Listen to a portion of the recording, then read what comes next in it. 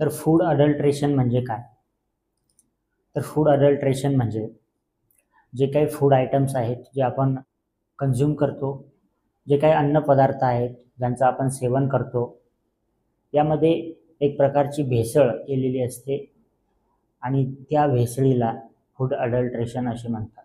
Food adulteration बाबतीत काम करण्यासाठी वेगवेगळ्या ऑर्गनायझेशन्स आहेत, गव्हर्नमेंट ऑर्गनायझेशन्स आहेत की ज्या ट्रॅक रेकॉर्ड ठेवत असतात, ज्यामध्ये फूड सिक्युरिटी ती अथॉरिटी यामध्ये काम करत असते. नागरिकांना सकस आणि आरोग्यदायी खाद्यपदार्थ मिळावेत यासाठी ही ऑर्गनायझेशन काम करत असते.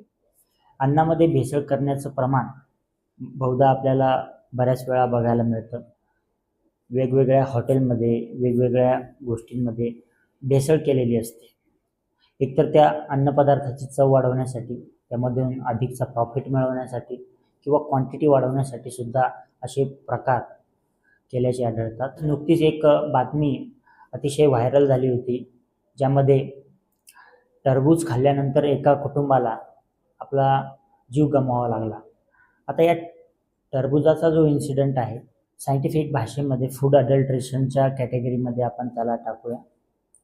ज्यामध्ये टरबूज जे फळ आहे त्यामध्ये कदाचित त्याला कलर येण्यासाठी, त्याची टेस्ट वाढण्यासाठी, त्याची स्वीटनेस वाढण्यासाठी जर अशा प्रकारचे काही इंजेक्शन्स किंवा काही केमिकल्स त्यामध्ये वापरले गेले असतील तर निश्चितच या गोष्टीमुळे आरोग्यावर परिणाम होतात आणि या संदर्भात जसं आढळून आलं तर निश्चित संबंधितांवर कारवाई होणार आहे. आणि असे प्रकार यामुळेच घातक असतात की हे थेट नागरिकांच्या आरोग्याशी खेळण्याचं हे प्रकार असतो.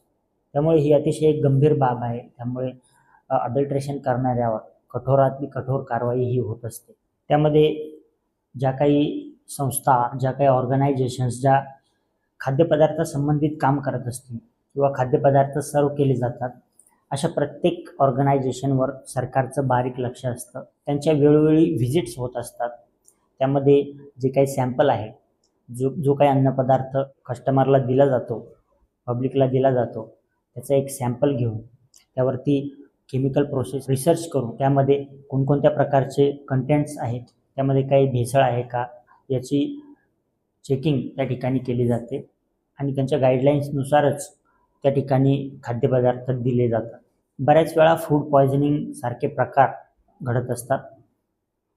फूड पॉयझनिंगमध्ये सुद्धा अनेक बाबी असतात. त्यामध्ये अडल्ट्रेशन त्यामधलं एक कारण असू शकतं किंवा नॅचरली सुद्धा अन्नपदार्थ खराब झाल्यानंतर जर ते कंझ्युम केले गेले, चुकून जर का खराब झालेले अन्नपदार्थ खाल्ले गेले तर त्यामुळे सुद्धा आपल्याला फूड पॉयझनिंग होऊ शकते आणि एक मेडिकल एमर्जन्सी आपल्यावर ओढावू शकते.